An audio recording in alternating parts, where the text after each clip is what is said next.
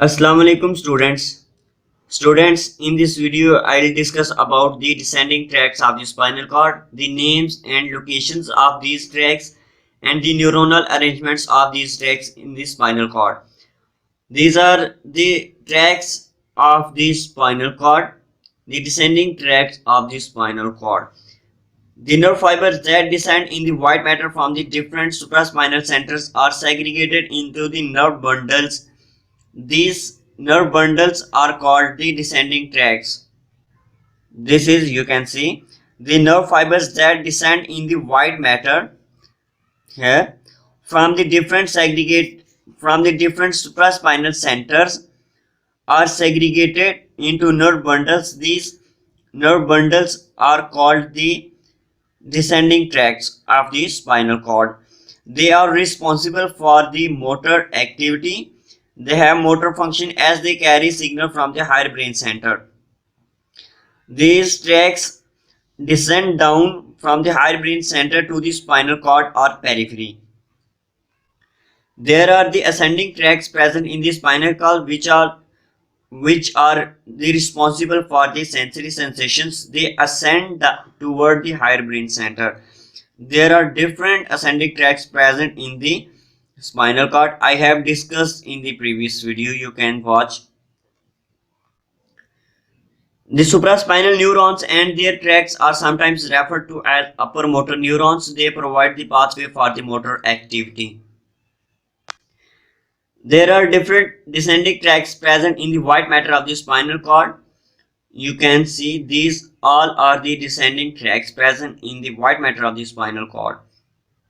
The lateral reticulospinal tract, lateral corticospinal tract, rubrospinal tract, medial reticulospinal tract, ventral corticospinal tract, vestibulospinal tract, and tactospinal tract. All these are the descending tracts of the spinal cord. For the easy understanding, we divide it according to the portions of the white matter. That is, in the lateral white column, there are the lateral corticospinal tract, lateral reticulospinal tract, and the rubrospinal tract. These three are the present in the lateral white column. While in the anterior white column, there are the, you can see the tactospinal tract, vestibulospinal tract, ventral corticospinal tract, and the medial reticulospinal tract. All these are present in the white column of the spinal cord. The most important of these descending tracts is the corticospinal tract. Now moving toward the neuronal arrangements or neuronal anatomical organizations of the descending tracts.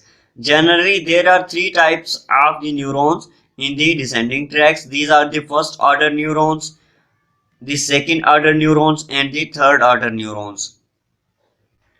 So the descending pathway from the cerebral cortex is often made up of three neurons. These I have told you: first order neurons, second order neurons, and the third order neurons. The first order neurons has its cell body in the cerebral cortex. It synapses with the second order neurons. The second order neurons located in the anterior gray column of the spinal cord. The axon of this neuron is short and synapses with the third order neuron. The third order neuron is situated in the anterior gray column. The third order neuron is lower motor neuron. It is situated in anterior gray column. The axon of the third order neuron innervates the motor activity through the anterior root and the spinal nerve. So these are the neuronal arrangements of the descending tracts.